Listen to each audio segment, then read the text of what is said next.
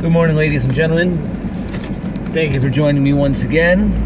Today we're going to be discussing episode number 5 of our Lost History in the Mud Floods. And we're going to be discussing the black goo, programmable matter, M-state matter, and a whole bunch of other things that have absolutely been nullified from mainstream consciousness. Now, I want to talk about the depiction of black goo in the mainstream media and how prevalent it is.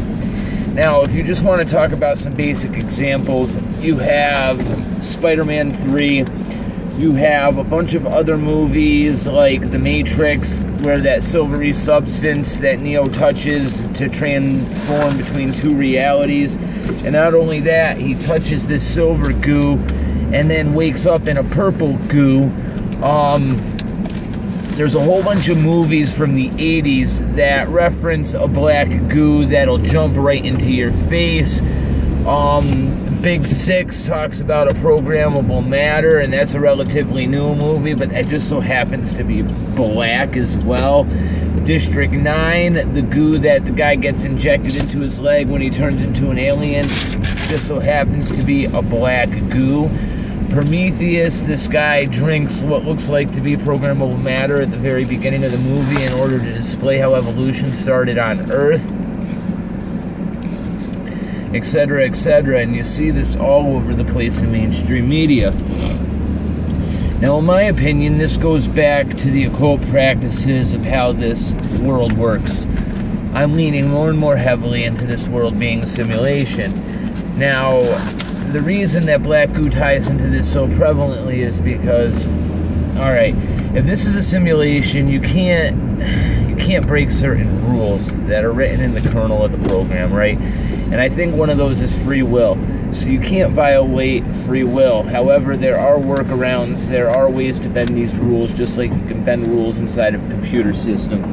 Now, in order for the powers that ought not be, or the opposite of me in this situation inside of this system, is going to have to tell you the truth in order for them to get away with doing what they're doing.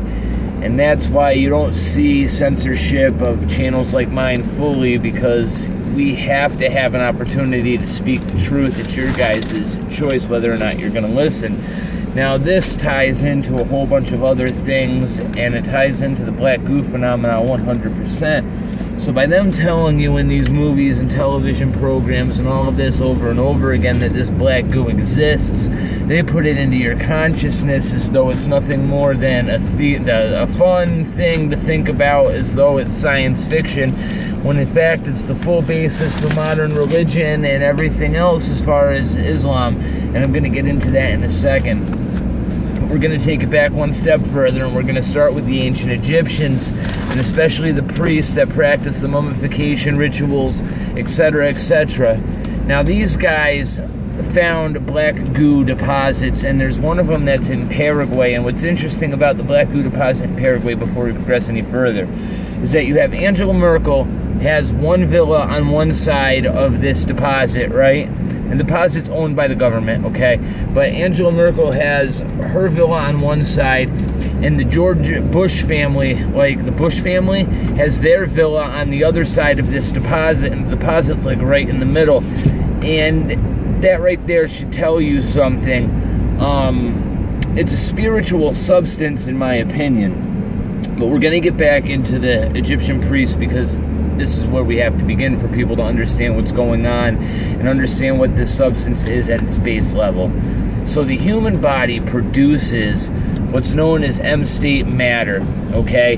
Now, this black goo substance is made up of a crystalline liquid structure that consists of M-state matter in the form of iridium and gold, okay? Now, what's interesting about this M-state matter is that the human body produces the same exact M-state matter. And the way that this M-state matter works is it fills the gaps of our DNA. So our DNA is formed so there's a hollow space in between the helixes. And that's based on a trinary frequency rate, right? And that trinary frequency rate is filled by M matter until we turn 18. And And when we turn 18, our body naturally stops producing M-state matter. Now, this black goo that's naturally produced on the surface of the Earth and inside of the Earth, Paraguay, one of the examples of a deposit. There's another one in Russia.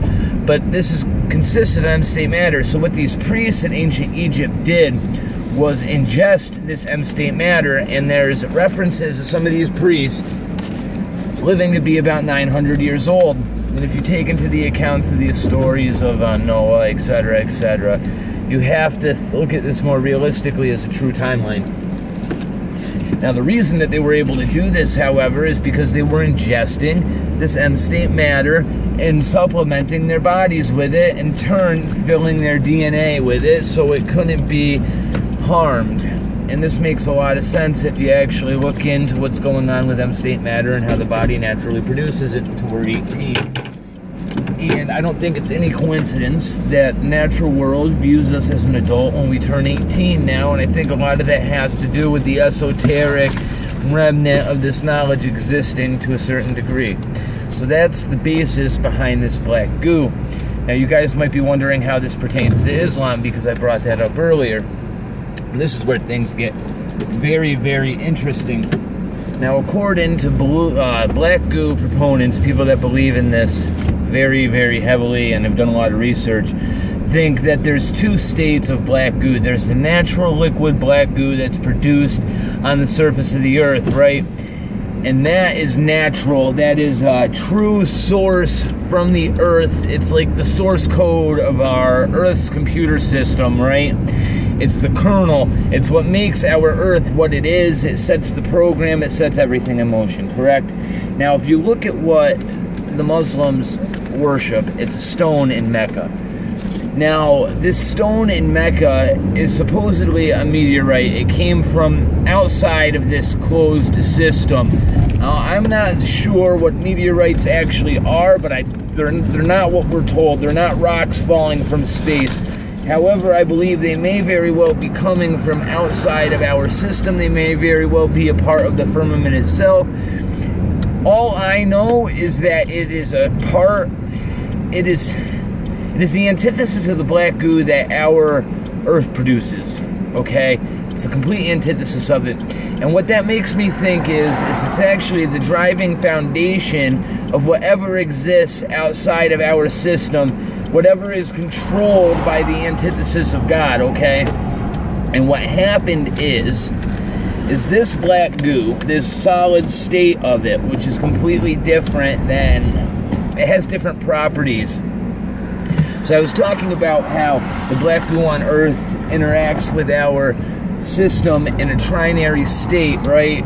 And the goo that comes in solid form, that was actually mined and harvested by the SS, and we'll get into that in a minute, but you can extract oil out of these solid rocks, the same rock that they're worshiping in Mecca, okay? And it turns out that this rock form of this black goo is actually inside of every single Catholic church as well. There's a black altar stone, and that's what this actually is it's a solid form of this black goo, this M-state matter. But what's interesting about this solid form is that it works in a binary form.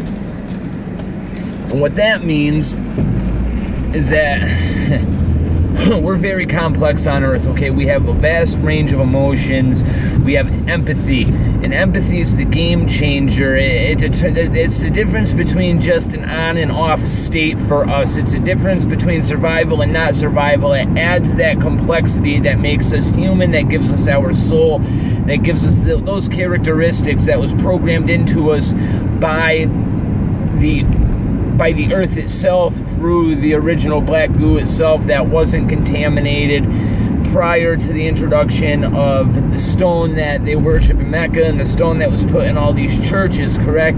Because this stone and the substance derived from it that mimics the black goo we pull out of the Earth naturally, okay, operates on a binary system, which means there is no empathy, which means it's not natural, okay? Now, what happens when this is introduced into our natural world is it starts giving off a resonance that disrupts our interaction with the natural life forces that are coming from the black goo that are beneath our feet, that tie everything in this natural world together, that our body produces. So when I was saying our body produces M-state matter, correct?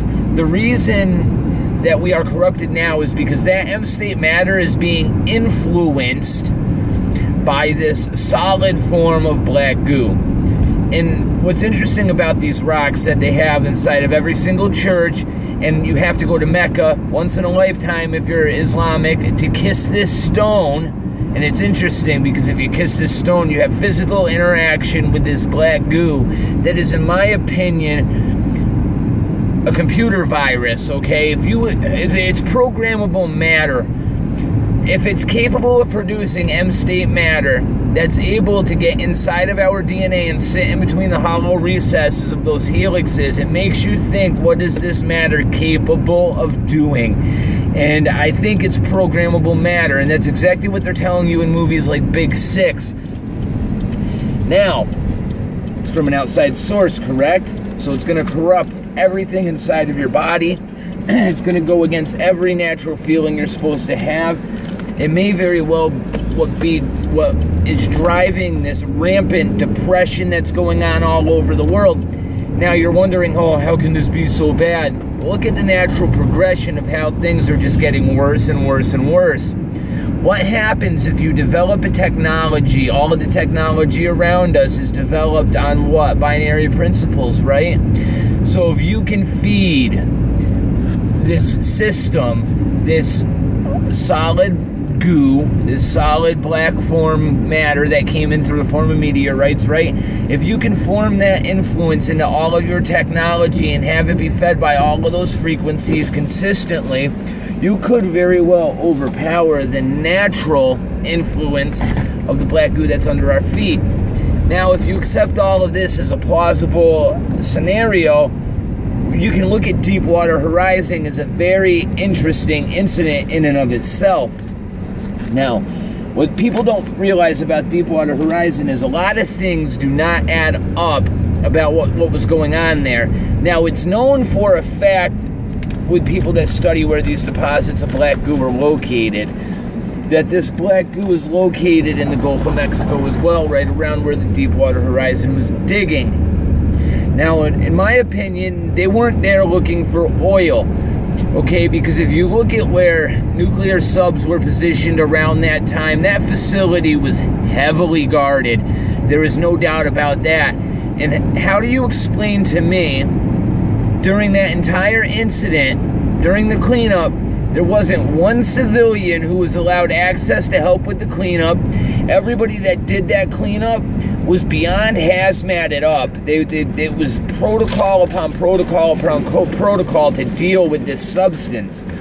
Now, this substance is naturally produced, and it has a viscous consistency. Like I said, it's a crystalline structure. It's a liquid crystal when it's naturally produced from the Earth's surface, containing M-state uridium and gold.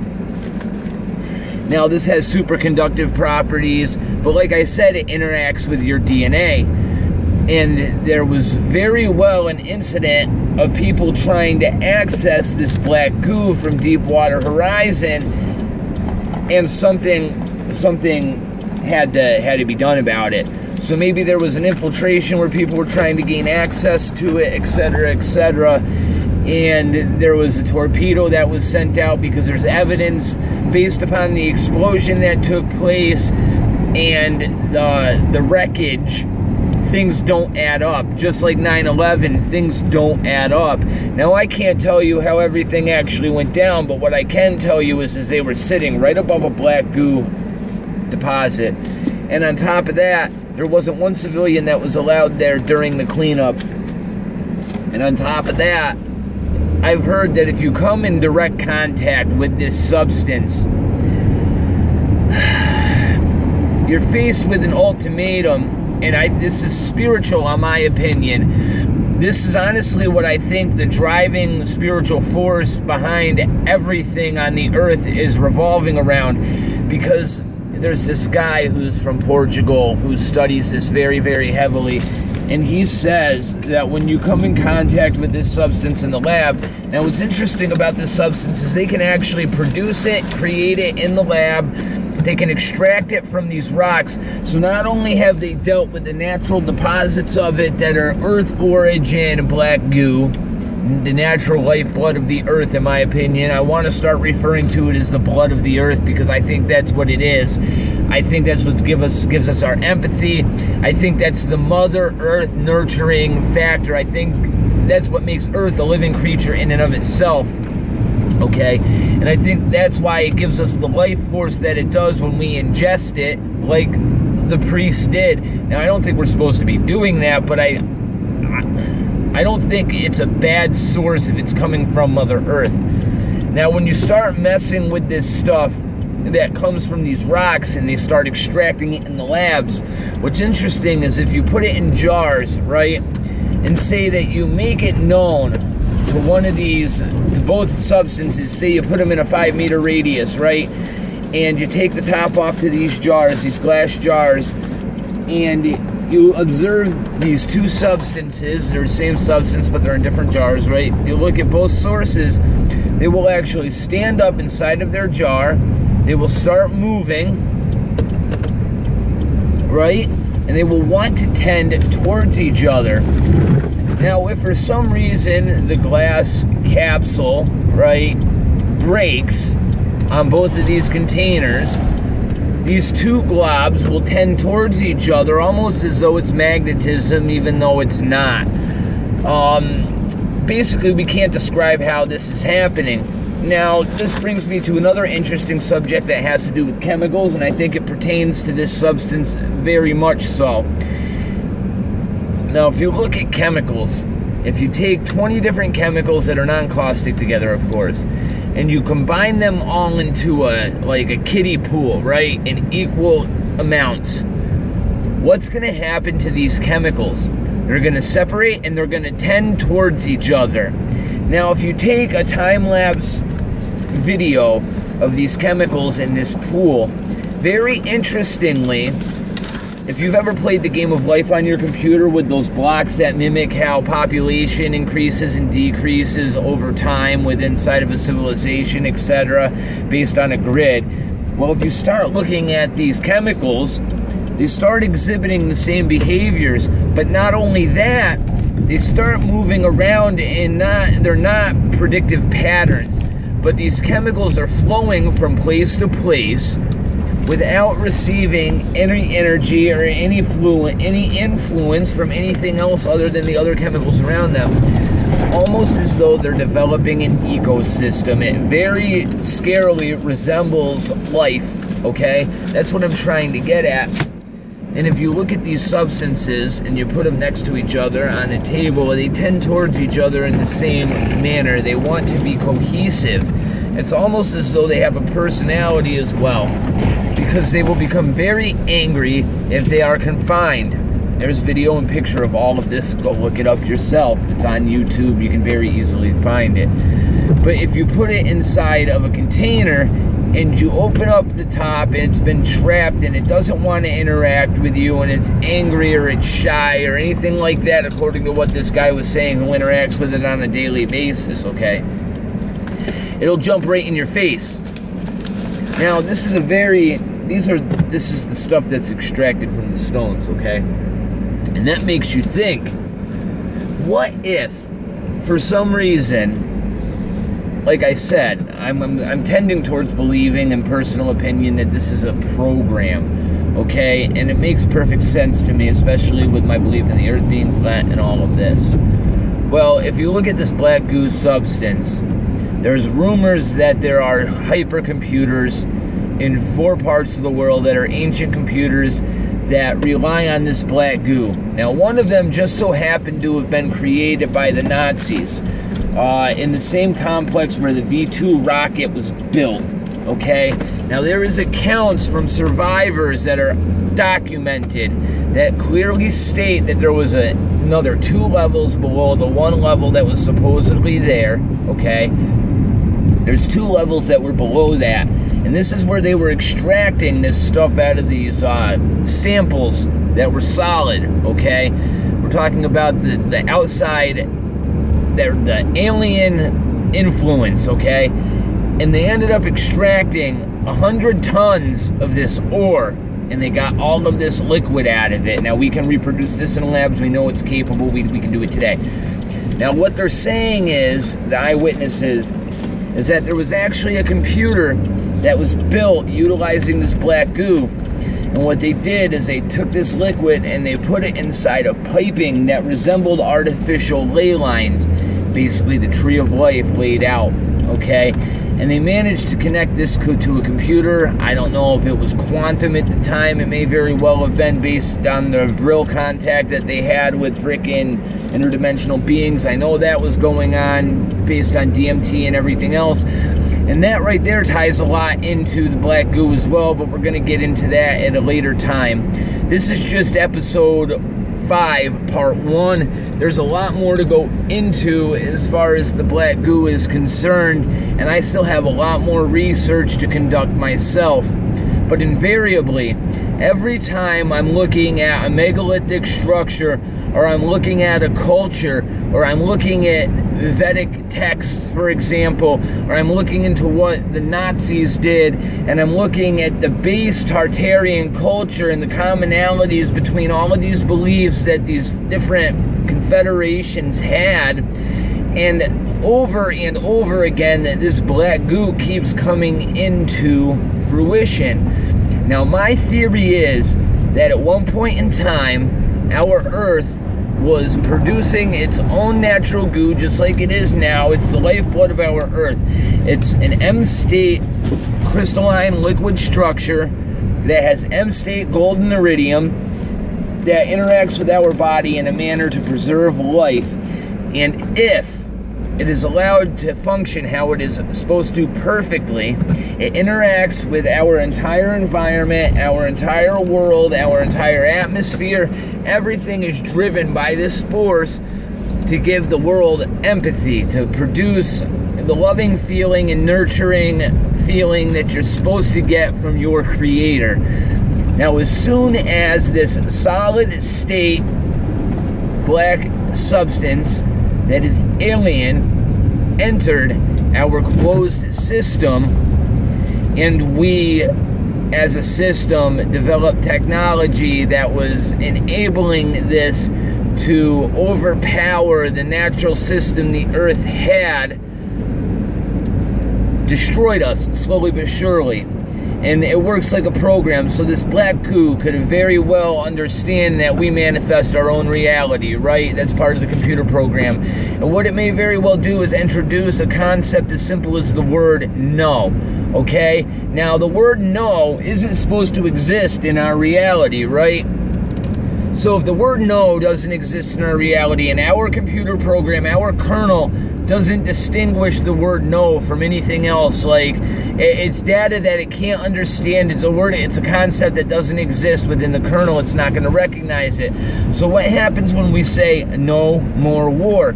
Our computer program that's manifesting everything that we think doesn't register the word no because it's foreign. So inevitably what happens is it manifests more war. Because the word no doesn't exist, the computer program can't interpret it. And that's exactly what I think the outside influence is doing.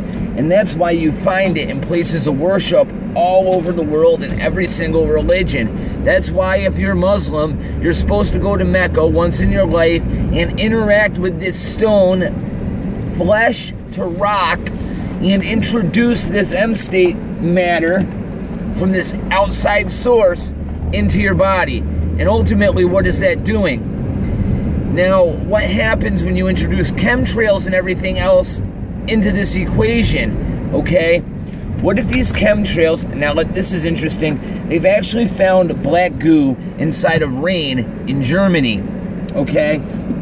And they've put it under microscopes and they know what it is, and it forms different structures and patterns. Now, we already know for a fact that it's M-state matter, so we're naturally ingesting it if it's in our rain. So the question is, what is this doing to our bodies? Okay? Are the chemtrails spraying this stuff above our heads so it interacts with our bodies. And ultimately, if it's not a natural source, is our entire well-being, our entire body, our entire temple being infected with an artificial program. That's where I'm going to leave things for today. Feel free to ask all the questions you guys want. This is only part 1 of episode 5. There will be a part 2 pertaining to the black goo and everything of the like. Thank you guys for joining me. I hope this is something you guys have been looking forward to, and I hope I did a good enough job covering it in a basic format for you, and we can progress from here. God bless you. Have a wonderful day.